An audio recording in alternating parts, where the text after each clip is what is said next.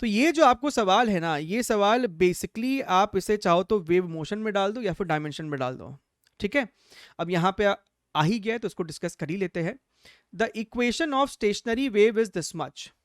आपका जो equation of stationary wave होता है वो आप लिखते साइन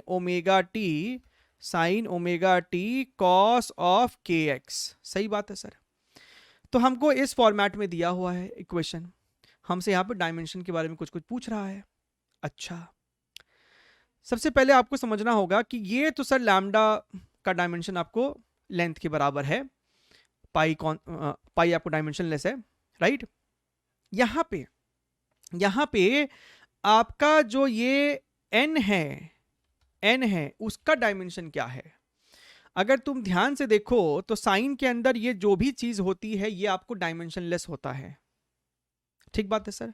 तो सर ये जो nt अपॉन लैम्डा है वो डायमेंशन लेस होना चाहिए, यानी कि सर n और t का जो डायमेंशन है वो लैम्डा के डायमेंशन के बराबर होना चाहिए सर। सही बात है सर। यानी कि n का जो डायमेंशन है that is equal to lambda का डायमेंशन कैपिटल L होता और नीचे में आपको कैपिटल T यानी कि कैपिटल T माइनस 1। तो सर n का डायमेंशन ये है, वेलोसिटी के डायमेंशन के बराबर है। Which of the following is not correct, very very important, not correct. Dimension of nt is capital L, n into T का डायमेंशन लैम्डा के डायमेंशन के बराबर यानी कि लेंथ। तो सर ये तो एक स्टेटमेंट करेक्ट है, यानी कि ये ऑप्शन को आप नहीं चूज कर सकते। Dimension of n is LT minus 1, जो कि हमने अभी अभी देखा, स्टेटमेंट सही है तो इसको नहीं चूज कर सकते। Dimension of x is L, भैया x का डायमेंशन तो लेंथ के बराबर ही होगा, right.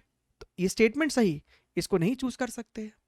Dimension of n by lambda, तो n बाई लैम्डा, तो भैया t उधर चल जाता तो टाइम इनवर्स t इनवर्स होना चाहिए था, यहां पे सिर्फ t दिया हुआ है। तो ये आपको इनकरेक्ट स्टेटमेंट है, यानी यही ऑप्शन हमको चूज करना चाहिए था। ठीक है, बढ़िया है।